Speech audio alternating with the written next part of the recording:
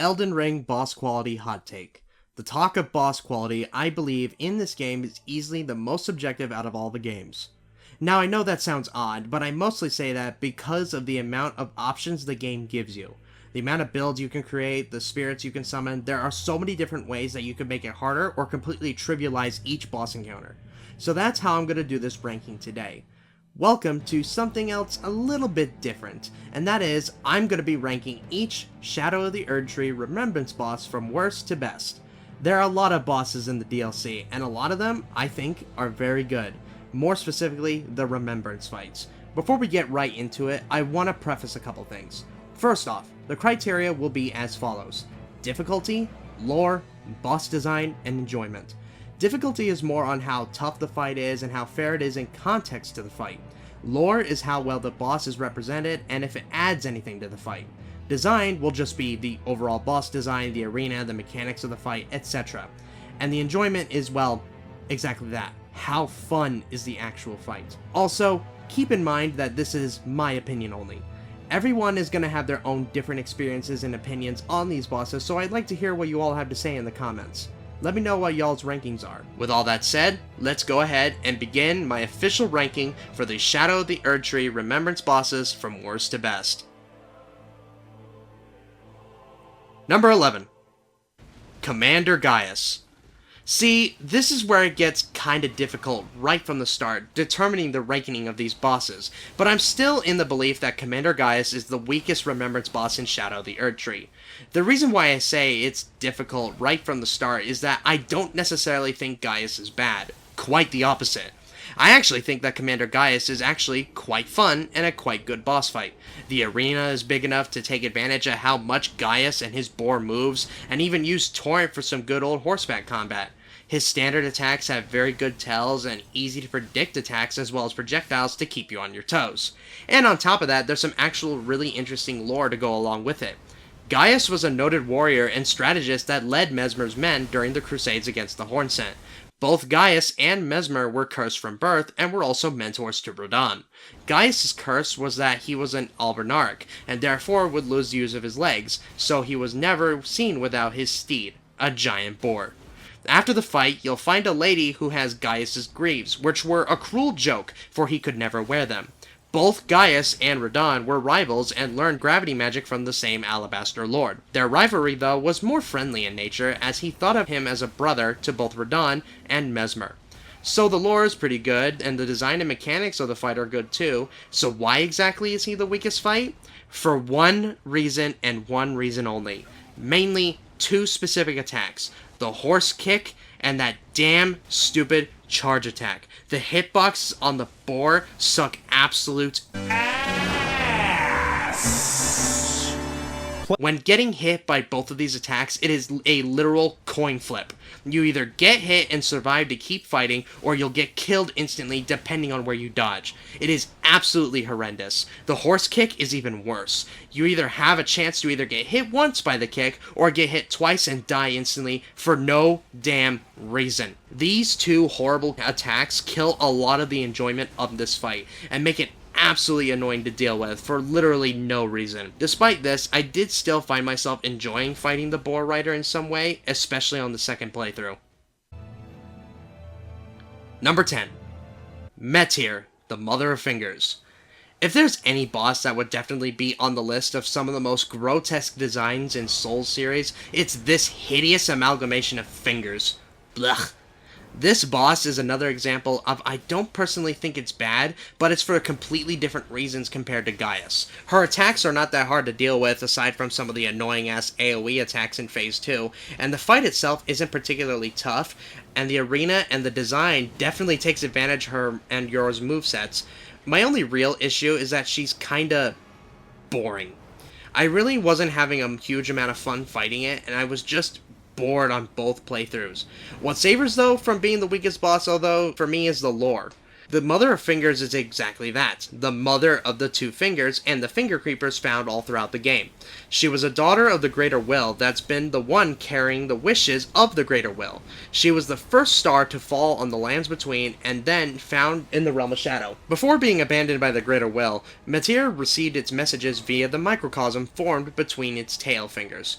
Over time, she continued to hope her parent would contact her once again, meaning that this is the creature that's been carrying out the Greater Will's will, I guess, across the two fingers. So this lady is the architect of the events that occur, and as the Greater Will leaves the lands between, it abandons her. That's where we find her, waiting for her parent to return. That's a huge lore dump, and its significance to the fight makes up for the fight's shortcomings for me. Number 9. The Putrid Knight. I really don't have a lot to say about this boss, but it is still fun. This boss is basically just Orphan of Kos if he was attached to a horse, and moved just as much. First thing is that it's not really that difficult of a fight either, as he spends more time running away from you. His delayed attacks, despite me getting hit quite a few times, are very easy to read. His phase 2 has frostbite flames that you'll have to jump over, and also has a crazy wombo combo that he charges you with several times. And for some reason, also leaves him wide open, but the hitbox is kinda awkward when you try to attack him. Then you got the lore, which is basically that the knight is a massive putrid flesh that imbibed the nectar of Saint Trina. The flesh transformed itself into the knight you see before you, and is dedicated to Saint Trina's protection and service. That's where you find the knight, guarding the room where Trina's body resides. So yeah, while there's not a lot to say on this boss, I did enjoy the conflict a bit, and it leads to something quite memorable afterwards. Number 8. The Scatter Tre Avatar. The Scatter Tre Avatar is a boss that I actually have a big soft spot for because of how much fun I felt he was. The lore is pretty simple, with it being a guardian of the Shadow Tree and holder of Miquella's Great Rune after he discarded it, so let's just get to the actual fight. The fight itself isn't all that hard, as most of his attacks have long wind-up and the Thorn AoEs, but regardless, I still had a good time with it. My favorite aspect of the fight is that this fight has 3 phases that after you stab the flower per phase, he starts the next phase with less health than before.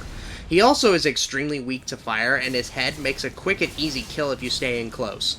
That, and also he gets new attacks per phase. In phase 2, he gets a charge attack that attacks 3 times and moves in quick precision. In phase 3, he gets a devastating AoE that he will hit you an extra 2 times before he dies. Cheeky little bugger. All this made fighting this boss a lot more fun than I was expecting, especially using Rana's twin blades, but we'll get to her later, and I'll gladly fight this boss again and again to reach there. Number 7. Roma, Saint of the Bud. Roma is basically a souped up and perfected version of the Quelaag fight from Dark Souls 1. All her attacks have good wind-ups, and the Centipede also has a unique grab that inflicts Scarlet Rot on you. Although, I was able to find out that if you commit to just all-out greed and stay in close to her, a lot of her attacks will whiff and you can go in for the punishment. She also has crazy butterfly procs in phase 2 that makes for crazy crowd control and flies down like a reaper coming to slay you. It's a genuinely fun fight and one that I enjoyed quite a lot. The lore is pretty fascinating too. Roma was one of the other victims of Mesmer's crusades against the Hornsent, which resulted in her church being burned to the ground. Eventually, she discovers a new divine yet twisted element weaved into the Scarlet Rot. She embraced the Scarlet Rot and became the monstrosity you see before you. Basically, Melania if she didn't choose to embrace the Scarlet Rot in just phase 2 alone. All in all, it's a pretty good fight that I look forward to as our last roadblock to burn the Sealing Tree to enter Anir Ilum. Number 6. Divine Beast Dancing Lion. Representing the messengers of the heavens for the Hornsent and the ritual of the Lion Dance during the Tower Festival in the Tower of Belarut is the Divine Beast Dancing Lion. When Mesmer began the attack on the Hornsent, the beast's dance was used for more forceful means. If you want more info on the Hornsent, I'll link Smoketown's video in the description below. Anyways, that's exactly what he does. He wakes up in order to stop you from assailing the Tower of Belarut, and what a fight it is. My only issue with this fight is the camera. At some point, the camera gets up close and you can barely see what's going on, but I still really enjoy this fight. Mostly because of just how wacky this fight is, while still being a giant, elegant dance. He also can change phases during the fight, and it's visually outstanding. The lightning phase, though, calls upon endless amount of thunderstorms and can get pretty annoying. It also covers the arena in rain, giving him extra damage to you. The ice phase leads frostbite procs every attack and also does frost stomps for effective crowd control, and the wind phase creates powerful tornadoes. It's a thrilling fight, especially even more so with the incredible score.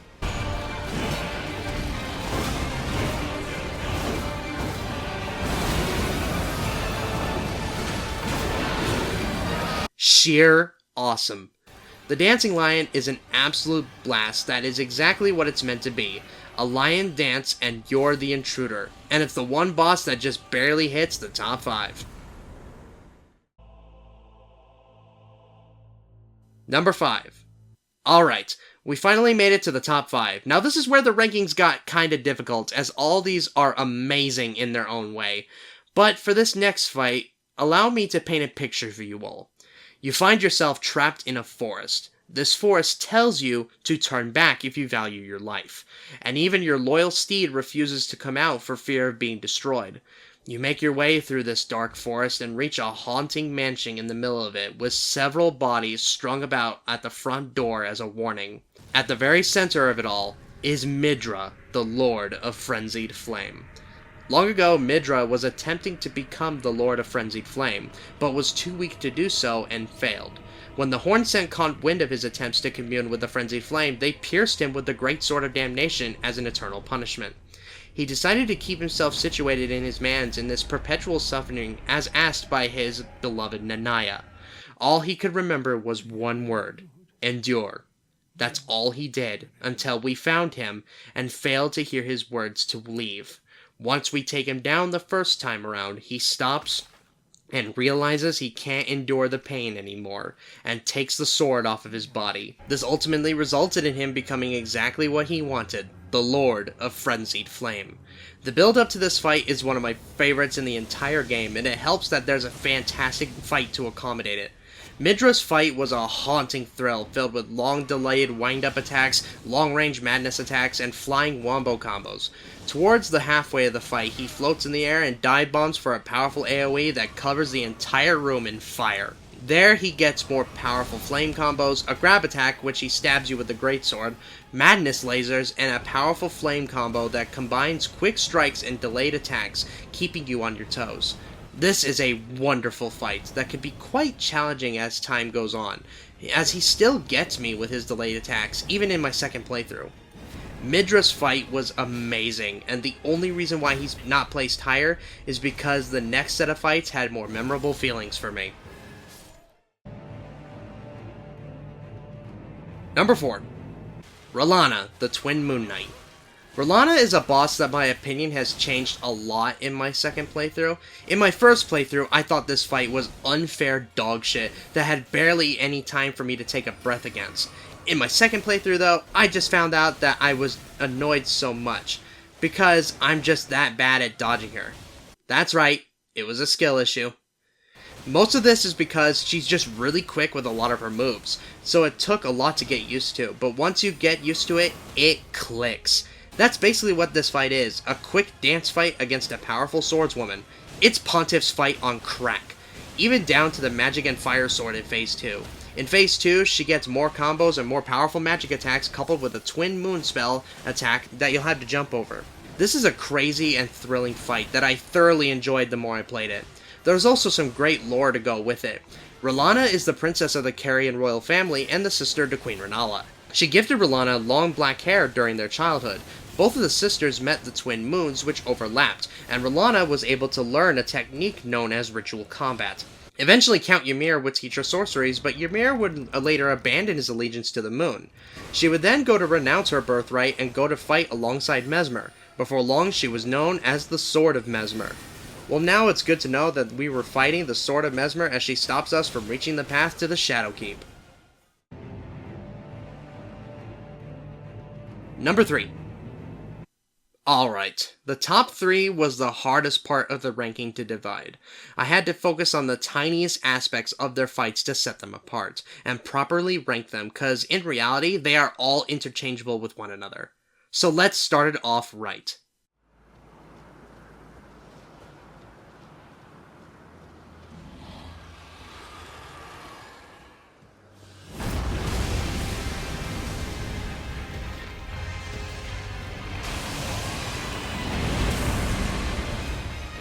Bale the Dread. Bale the Dread is a fantastic boss that combines spectacle and challenge and fun together into one of the best experiences within the entire DLC. Bale the Dread is a legendary dragon said to be the ancestor of the Drakes and the other lesser dragons. Eventually, he would go to betray the ancient dragons and clash against the Dragon Lord Placidusax. The fight itself ended in a draw, and that resulted in both the dragons being mortally wounded, and with Bale would retreat to the Realm of Shadow, losing his arms, his wings, and his left leg, but took in pride knowing he took 2 of Placidusax's heads as trophies. Bale would keep himself alive by feeding on his other drakes in the Jagged Peak, and the player will come across a Drake warrior and Giga Chad named Egon. He sought revenge against Bale, and you'll eventually join him in the quest to take him down. This tale is basically just Moby Dick, and as such, it ends with the 2 of us on a quest to take him down, and the boss is an undeniable thrill from start to finish. My only thing is that he's not really that hard, but I just loved taking this monster down with the Dragon Hunter's Great Katana. I had an absolute blast using this weapon while fighting alongside Egon. The voice acting with Egon is just so damn good that it's pretty much the only time where summoning an NPC is pretty much mandatory.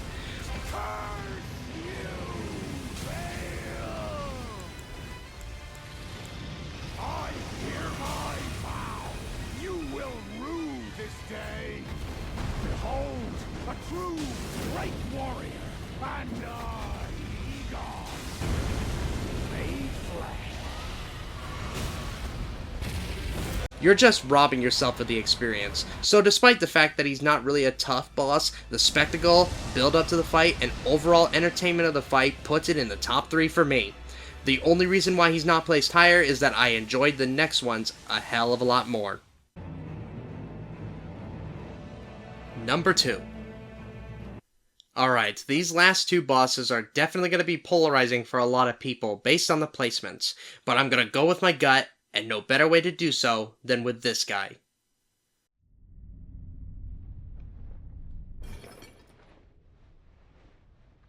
Yet, my purpose standeth unchanged. Those stripped of the grace of gold shall all meet death.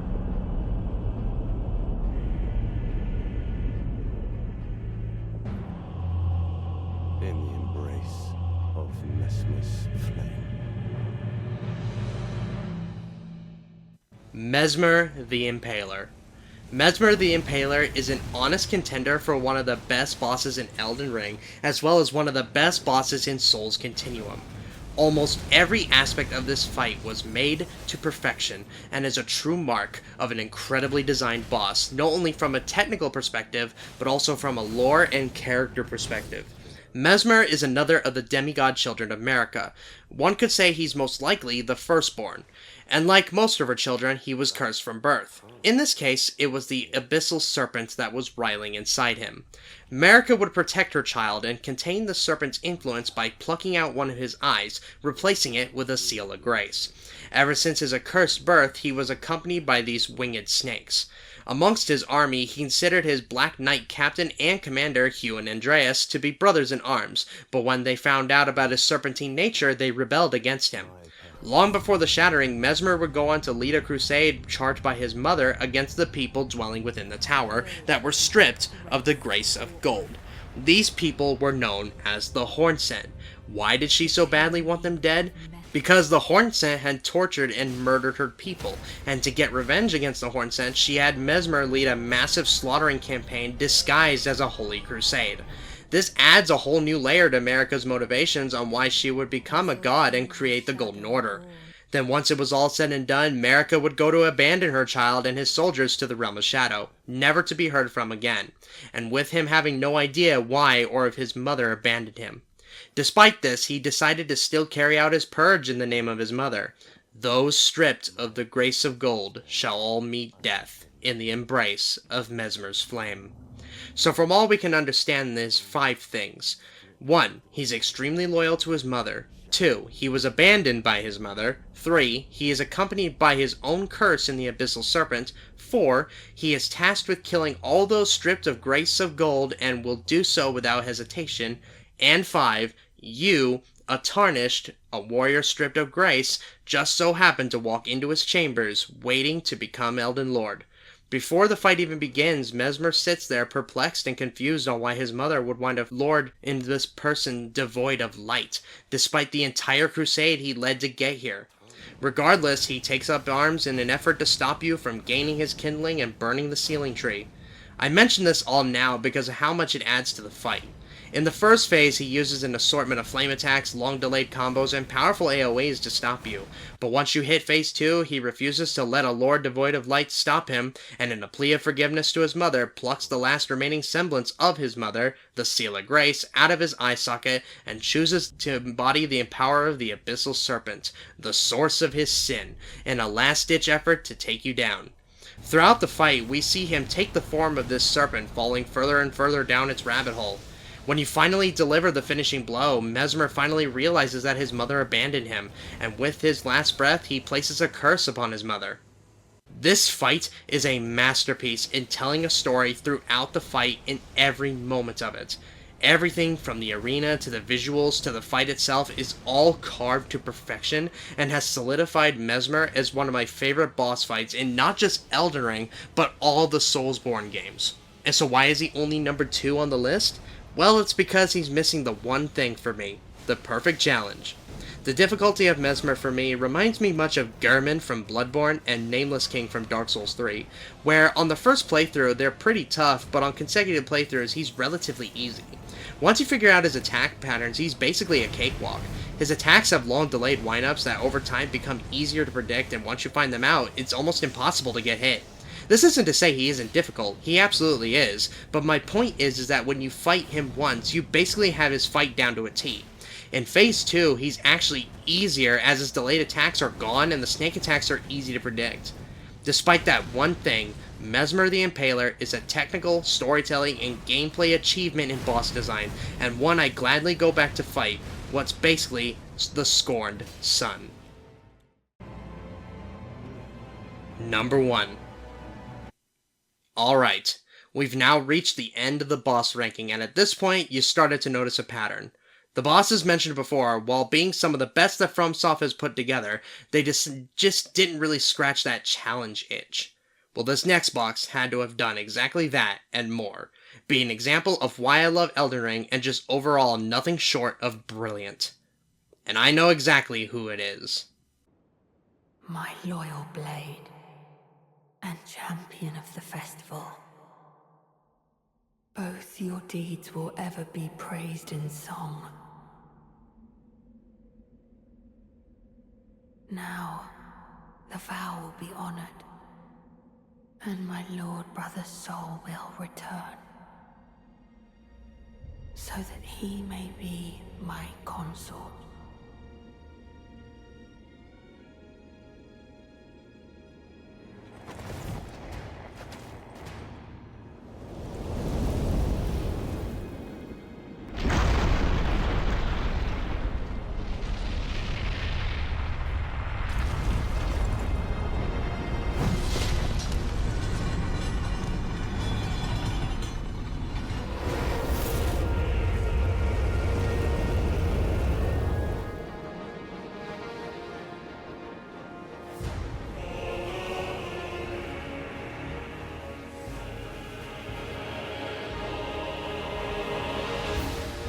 This will easily be the most controversial placement of the entire ranking, but without the highest hint of hyperbole, and without the highest hint of sarcasm, I think that Promised Consort Radahn is the best boss in Elden Ring.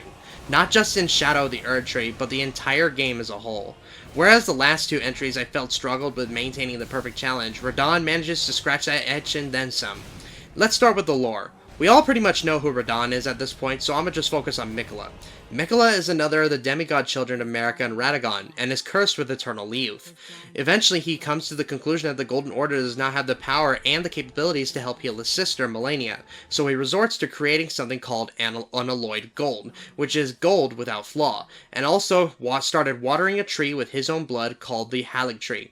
After the fight between Malenia and Radahn, and Malenia's slumbering body was carried back to the Erdtree, Miquella resulted to embedding himself within the Erdtree. But before the process could be completed, he was seemingly kidnapped by Mohg, the Lord of Blood, as his new dynasty. Before the DLC, there were theories of what happened to Miquella and whether or not it was him, but thanks to the DLC, we now know exactly what happened. Miquella used Mohg through an enchantment in order to gain access to the Realm of Shadow. Which, by the way, I called that shit 2 years ago. I will take my roses and W's at the front door, please. Thank you. Across the Realm of Shadow, you'll find these crosses that are discarded parts of Miquella's Empyrean body, as well as his doubts and his love. Eventually, you'll find that he discarded his Great Rune, and after you take down Mesmer and use his Kindling to reach Inir Ilum, and as we finish the Ansbach questline to find out what happened to Mohg, we see the fruits of his labor, and even ours to an extent. Radahn is standing there at the Gated Divinity, revived with the body of Mohg, and he's one last obstacle to stop Miquella. And damn it, is it not easier said than done. This is easily one of the most aggressive bosses I have ever fought. Radahn is insanely aggressive and has combos for days, but when you figure it out, they're actually super easy to learn and get the hang of. Does it make it easier? Oh hell no, as he also has gravity pulls with a powerful AoE attached to it if you get caught in it, the famous Artorias Flip Slash, a Blood Slash attack as a nod to Mohg, and the ability to rain down meteors that you could run from and jump away from. This is a crazy and amazing final battle, and the remix of the original Radahn theme also just feels right to me.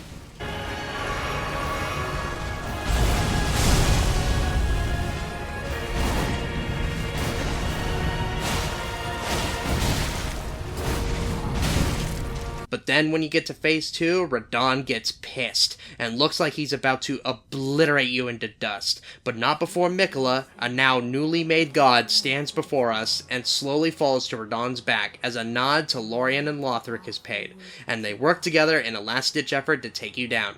Phase 2, all bets are off when it comes to difficulty. You have no relief anywhere. Phase 2 is basically exactly the same as Phase 1, except ramped up to an 11, as he gets new holy magic follow-ups with each swing that can catch you off guard, new light speed multi-slashes, and holy rays of light that will obscure your vision when activated. The most interesting mechanic though is the grab attack, which doesn't really do damage to you, but instead whispers to you about joining his cause, and then if he grabs you a second time, it is an insta-death, and ends with stealing your heart. This is, without a doubt, the hardest boss in the entire game. One can say he's too much. In fact, a lot of people have come out to say he's too much and bordering on bullshit, which isn't really an opinion I share, but I can understand why some others would say so. My thing isn't that he's extremely bullshit, he's just super aggressive and is super demanding for the player. Everything you have done to lead up to this fight is challenged here. Your weapons, your build, your Scatter Tre level, even your dodging has to be at the top of your game when it comes to this fight, and you had to get at least A's in order to come out on top. But difficulty is one of the many reasons why I love this fight so much. A large majority of it just comes down to entertainment. During my first run through this fight, I was beginning to see why people were hating on it. That is, until I learned one thing. He can be parried. As soon as I learned that, it made the fight 10 times as fun. I normally do not parry in Souls games. I could never figure out the patterns and figure out how to. But Radahn legit taught me how to parry, which I alone commend to this fight for. Then lastly, there's just one last thing that made this fight for me. Is that it captivated a feeling I haven't felt in a Souls boss since Slave Knight Gale in Dark Souls 3. Whenever I die to this boss, I'm not sitting there going, damn, what bullshit. Instead, I am just sitting there with determination on my face as I willingly go, okay, just one more, before I eventually come out on top. And that's honestly the biggest reason why I hold this fight in such high regard. The difficulty, the near-perfect representation of the lore, the music, and the overall fun feeling of the fight has a smile on my face every time, and it makes me strive to get good, and that's exactly what this series is best known for. So yes, I can easily say Radahn is the newest high point for the series. There's a lot of great bosses in this game, but Radahn just has it all for me, as I always go back to free him from his personal hell. Well everyone, I hope you enjoyed this boss ranking with me. Thank you all so much for watching as I talked about these bosses.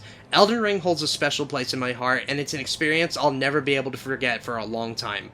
ShadowOfTheErdtree is a testament to that, and I want to express my appreciation more here. So thank you all so much for the support and for watching. Subscribe if you want to see more videos like this, and remember, the storm always watches. Have a good one.